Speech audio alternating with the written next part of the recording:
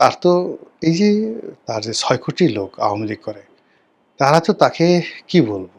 এই পৃথিবীর সবচেয়ে ক্ষমতাধর, সবচেয়ে যাকে বলা হয় ভালো মানুষ, সবচেয়ে মানবিক নেত্রী, যোগ্য নেত্রী তারাই তো মনে করে। এখন আপনার যত খারাপ লাগুক না কেন, আপনি তো আওয়ামী লীগের লোকের মনের উপরে কোনো প্রভাব বিস্তার করতে পারবে না। সেই মানুষগুলো আ আওয়ামী লীগের এই সভানেত্রীর ফিরে আসা নিয়ে একটা স্বপ্নবাসর তৈরি করেছে। যেটি ইন্টারনেটে দেখলাম যে বেশ কয়েকজন শীর্ষ নেতা আছেন, যারা অনেকে দিল্লিতে মানে কলকাতায় থাকতেন, যারা অনেকে এই ইংল্যান্ডে ছিলেন, আমেরিকাতে ছিলেন, তারা দলে, দলে অন্তত ২০ থেকে ২৫ জন লোক এট দিস মোমেন্ট মানে উনি বক্তব্য দেওয়ার সঙ্গে, সঙ্গে সব দল বেঁধে দিল্লিতে চলে এসেছে। এবং দিল্লি প্রেস ক্লাবকে কেন্দ্র করে এদের একটা চক্র গড়ে উঠেছে। এটা একটা সিন্ডিকেট গড়ে উঠেছে এবং সেখানে তারা নিয়মিত চা বিস্কিট খাওয়া-দাওয়া থেকে শুরু করে মানে দিল্লিতে একটা বিরাট তাদের একটা অর্গানাইজ ওয়েতে তারা কাজ করে যাচ্ছে এবং সেই ছবিগুলো সামাজিক মাধ্যমে চলে আসছে যে কারা, কারা আমেরিকা থেকে এসছে, কারা, কারা মানে লন্ডন থেকে আসছে, কারা, কারা দিল্লি মানে কলকাতা থেকে গেছে, আসাম থেকে গেছে, ত্রিপুরা থেকে গেছে। এখন দিল্লিতে একটা চাঁদের মেলা মিলছে এবং সবাই মিলে কবে দেশে যাব, কিভাবে যাব এগুলো নিয়ে প্ল্যান পরিকল্পনা করছেন। আসবেন বা না আসবেন সেটা অনেক পরের ব্যাপার।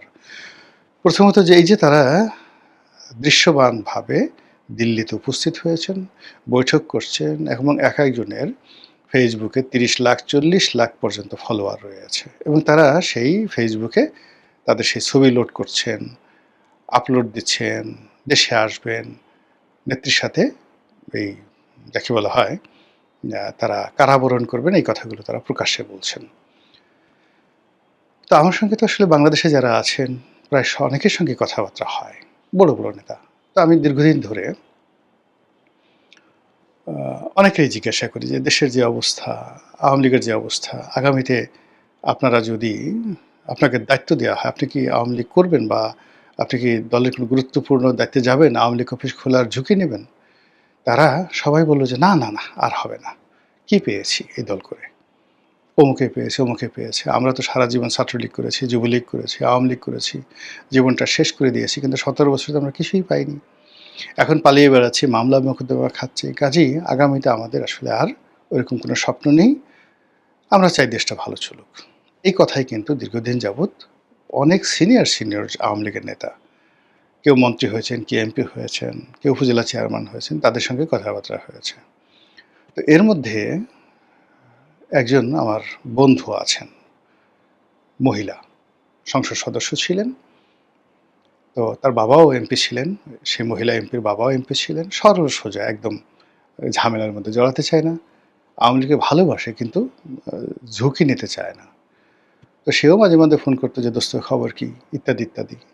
তো আমি যখন বলতাম, ওই একই কথা বলতাম যে, "আচ্ছা ধরো তোমাকে একটা জেলার সভাপতি বানানো হলো বা তোমাকে মহিলা আওয়ামী লীগের একটা সভানেত্রী বা সেক্রেটারি বানানো হলো। তুমি কি এই এখন যেখানে পালিয়ে আছো সেখান থেকে বের হবা?" কয়, "না, বের হব না, বের হব না। আমি ঝামেলা নিতে যাবো কেন এখন? আমি এখন যেখানে পালিয়ে আছি আমার ঘুম হয় না। আমি এই করি ইত্যাদি, ইত্যাদি, ইত্যাদি করি।" আমি বললাম, "তোমার কোনো মামলা মোকদ্দমা আছে?" বলে, "না, আমার বিরুদ্ধে কোনো মামলা মোকদ্দমা হয়নি। আমি তো এই ধরনের কোনো কাজই করিনি।" আমি বললাম, "তাহলে পালিয়ে আসো কেন?" বলে যে, "আসলে পালিয়ে আসি। লোকজন বলছে যে তোমার পালিয়ে থাকা উচিত। তাই আমরা পালিয়ে আসি।" তো এরকম সহজ সরল মানুষ। তো তাকে আমি জিজ্ঞাসা করলাম যে রিসেন্টলি ফোন করেছে যে, "আচ্ছা ধরো নেত্রী এখন আসছে। তুমি কি তোমার এই জায়গা থেকে বের হবা?" সে একেবারে বলে, "হ্যাঁ, অবশ্যই বের হব। বের হব মানে কি? জীবন দিয়ে দেব।" আমি বেশ অবাক হয়ে গেলাম যে, "কেন জীবন দেবা?" তো বলল, "কেন জীবন দেব না? আমার বয়স এখন ৬০-৬২ বছর। আমি তো এই আমার বাবা এমপি ছিলেন, আওয়ামী লীগের এমপি ছিলেন। আমাকে নিজে শেখ হাসিনা এমপি বানিয়েছেন। হয়তো আমার জীবনে আর কিছুই হওয়া হবে না। কিন্তু আমার চোখের সামনে শেখ হাসিনা বাংলাদেশে আসবে আর আমি ঘরের মধ্যে বসে থাকবো। এই জীবনে বেঁচে থেকে আর লাভ কি? আমি রাস্তায় নামবো। আমি মরবো।" তাহলে বোঝার চেষ্টা করুন। এই যে শেখ হাসিনা বলছে যে আমি আসবো, এটা নেতাকর্মীদের মধ্যে আমি জাস্ট একটা উদাহরণ দিলাম। সবচাইতে দুর্বল, সবচেয়ে অসহায়, সবচেয়ে ভদ্রলোক একজন ভদ্রমহিলা, নাও ৬০ বছরের একজন ভদ্রমহিলার বা ৬১ বছরের একজন ভদ্রমহিলার আমি কথা বললাম যে মানে এই কয়দিন আগেও বলত যে ঘর থেকে মরে গেল সে বের হবে না। প্রতিটা মুহূর্তে আর এখন সেই কথা বলছে। তাহলে এই যে শেখ হাসিনার যে আগমন, তার প্রতিপক্ষরা যেভাবেই নেক না কেন তার নিজের যারা লোকজন রয়েছেন হাউ দে আর ট্রিটিং, তারা এটাকে কিভাবে গ্রহণ করছে। তার একটা বাস্তব উদাহরণ দিলাম। এরকম উদাহরণ বললে শত শত উদাহরণ দেয়া যাবে। গল্পের মতো, সব ঘটনা গল্পের মতো। মানে একেবারে এটার একেকটা সিঙ্গেল ঘটনা নিয়ে একেকটা করে সেই কবিতা লেখা যাবে, উপন্যাস লেখা যাবে, এমনকি মহাকাব্য লেখা যাবে। আওয়ামী লীগের লোকজনের দ্বারা এগুলো তৈরি হচ্ছে। কাজেই এই যে শেখ হাসিনা তার যে বিশাল কর্মী বাহিনী, তাদেরকে যেভাবে ইনফ্লুয়েন্স করে যাচ্ছেন, যেভাবে বিদেশে থাকা লোকজন আছে, তারা যেমন অনেক আগের থেকেই, ধরুন শেখ হাসিনা আসার আগের থেকেই কয়েকজন লোক এখন এর মধ্যে এনামুল হক শামীম, সাবেক ছাত্রলীগের সভাপতি, উপমন্ত্রী ছিলেন, এমপি ছিলেন, তারপরে নজরুল ইসলাম বাবু, মানে ওরা সবাই আমেরিকাতে আছেন। তো মাঝে মধ্যে ফোন দেয়। আব্দুল ওয়াদুদ দ্বারা, তারাও ফোন দেয়।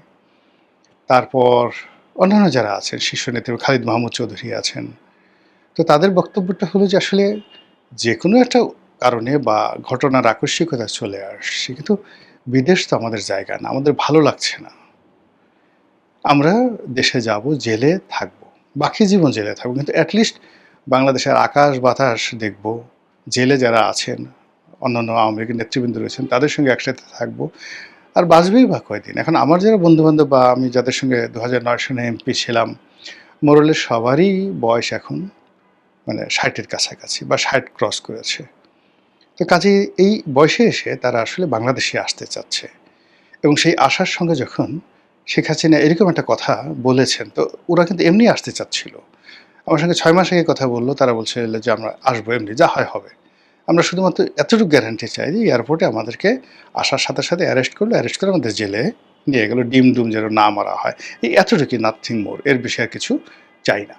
এরপরে যা হবে, জেল ফার যা হবে হবে।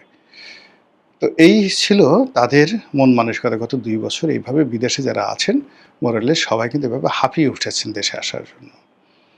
যারা প্রবাসে থাকেন বা প্রবাসে গেছেন, বাংলাদেশি ব্যবসা বাণিজ্য আছে, সবাই একই অবস্থা। আপনি ধরেন একসময় এই বসুন্ধরার মালিক, তারা তো বিদেশে ছিলেন, তাদের তো টাকা পয়সার অভাব ছিল না, দুবাই লন্ডনে রাজার হালে থাকতে পারতেন, কিন্তু তারা কেন বাংলাদেশে এলেন, সিরিয়াসলি বাংলাদেশে আসলেন? এই যে এখন আনভীর যে বসুন্ধরা মালিকের ছেলে, যার বিরুদ্ধে এত অভিযোগ, তো ও তো দুবাইতে পালিয়েছিল, মানে ইনুস জামানাতে। এখনো তার জীবন ঝুঁকিমুক্ত নয়, কিন্তু সে চলে আসছে বাংলাদেশে, অফিস করছে, ব্যবসা বাণিজ্য দেখছে।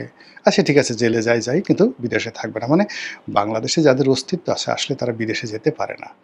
ফলে সালমান এফ রহমান বলেন, এস এ আলম বলেন, তারা হয়তো বিভিন্ন কারণে বিদেশে অর্থ নিয়েছে, পাচার করেছে, তারপর টাকা খরচ করেছে, চুরি করেছে, চামারি করেছে, কিন্তু হ্যাপিনেস হচ্ছে না। দেশের মাটিতে তারা আসার জন্য সুযোগ খুঁজবে, এবং সেই সুযোগটির ক্ষেত্রে মানে এই যে শেখ হাসিনার যে আশা, যে হুমকি বা আসার যে অভিলাষ বা ঘোষণা, এটা রীতিমতো আওয়ামী লীগের নেতাকর্মী যারা প্রবাসে আছে তাদের কাছে এটা অনেকটা একটা ম্যাগনা কার্টার মতো।